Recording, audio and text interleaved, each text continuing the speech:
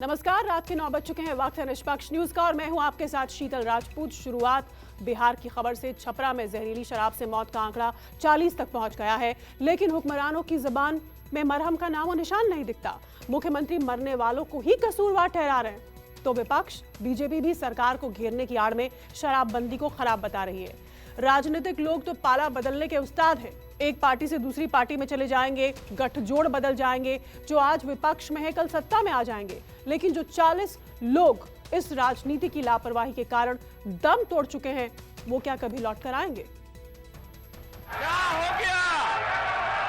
क्या हो गया? अरे तुम बोल रहे हो? क्या रीडी शराब पीने वाला मार्शल शराब पीता है कि सभी मार्शल? कल जिनके तेवर से तैश में आए, आज उन्हीं को देखकर मुस्कुराए। जो रास्ता रोक रहे थे, उन्हीं की पीठ थपथपाए। नीतीश के अंदाज इश्क से बीजेपी विधायक भी शर्मा गए। सत्ता के खिलाफ सीने में दहकते शोले बुझा गए।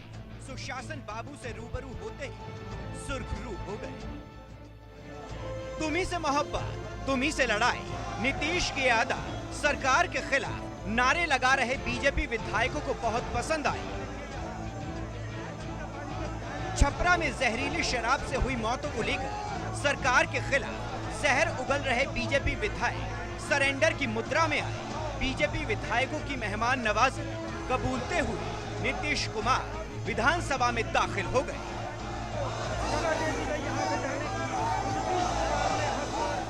लेकिन सदन के भीतर का माहौल देखते ही नीतीश कुमार 24 घंटे पीछे लौट गए। विधानसभा के बाहर निकलते ही इसका सबूत दे गए। मोहब्बत और सियासत का फर्क साफ कर गए।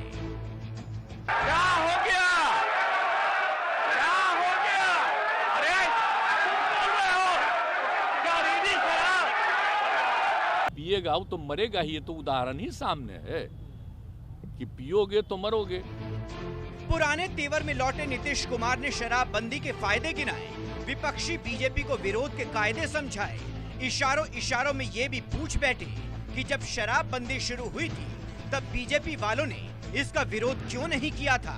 आखिर कौन सा ऐसा सिस्टम है जिसमें रत्ती भर गड़बड़ी की भी कोई गुंजाइश नहीं है।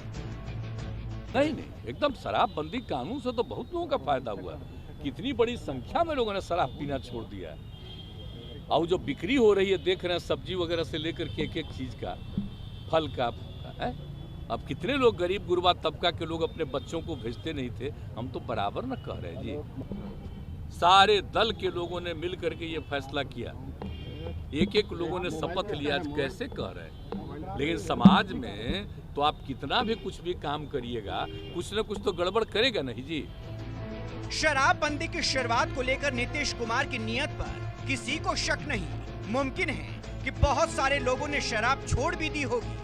नशे से दूरी ने महिलाओं के खिलाफ हिंसा में भी कमी कर दी होगी। लेकिन दर्जनों घरों का दिया बुझाने वाले इस शराब कांड पर सुशासन बाबू की सफाई उनके समर्थकों को भी शायद ही रास आई हो, क्योंकि सिर्फ पीने वालों को दोष देकर सरकार अपनी जिम्मेदारी से बच नहीं सकती।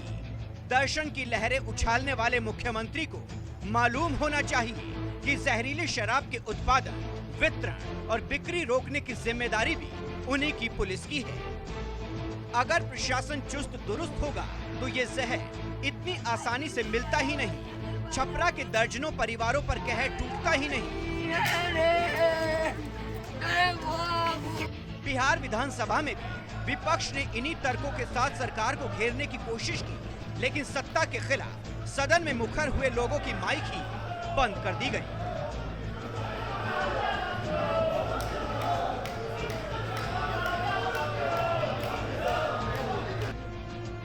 विधानसभा में बीजेपी विधायकों की जो बात अधूरी रह गई, सदन के बाहर पूरी हुई।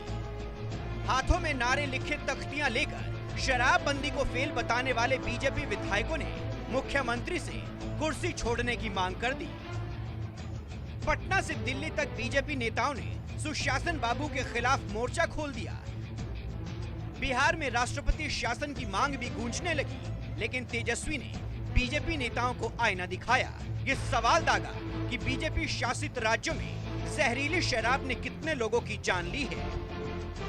तेजस्वी यादव जी अभी नया के नेता उभरे थे, लेकिन कुर्सी के लिए, सिद्धांत के लिए जिस तरह से समझौता कर लिए, जिस तरह से हत्या, अपहरण, लूट, बलात्कार, जहरीली शराब से मौत हो रही है और उस पर ये लोग ताली बजा रहे हैं, मुख्यमंत्री की भाषा बोल रहे हैं, ऐसे लोग को बिहार की जनता सजा देगी। भाई निश्चित रूप से सरकार संवेदनहीन हो गई है।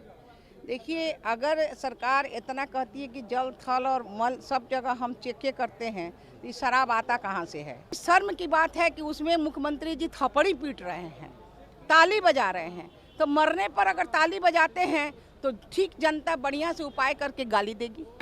सरकार असंवेदनशील है, सरकार संज्ञान नहीं ले रही है, मुआवजा की घोषणा नहीं कर रही है। उल्टे मुख्यमंत्री बोल रहे हैं कि जो शराब पिएगा वो मरेगा, लेकिन आखिर इस तरह के जो गरीब लोग मर रहे हैं उसके लिए जिम्मेदार कौन है? शराबबंदी विफल है, साथ ही जानलेवा साबित हुई है। हजारों लोगों की मृत्यु हुई है, लाखों लोग केस में फंस गए और उनके चाहते पैसा कमा रहे हैं। जब शराब बंदी है और वो व्यक्ति शराब का सेवन कर रहा है तो वो व्यक्ति गलत काम में लगा हुआ है। दूसरी बात मैं कह रहा हूँ कि अगर ये शराब बेचने वाला, शराब बनाने वाला, जो भी इस तरह के कृत्य में लोग लगे हुए हैं, वो जांच हो रही है, एक भी बचने वाले नहीं है, सब पकड़े जाएंगे और कानून के सलाखों में बंद किए जाएंगे। जहाँ के प्रधानमंत्री, गृह मंत्री आते हैं गुजरात, उसका आंकड़ा केवल 50 और बिहार का आंकड़ा इन 4 सालों में 21, यानी जो गुजरात राज्य भी है वहाँ भी ज्यादा मृत्यु हुई। बिहार से तो ज्यादा गुजरात में मौतें हुई है।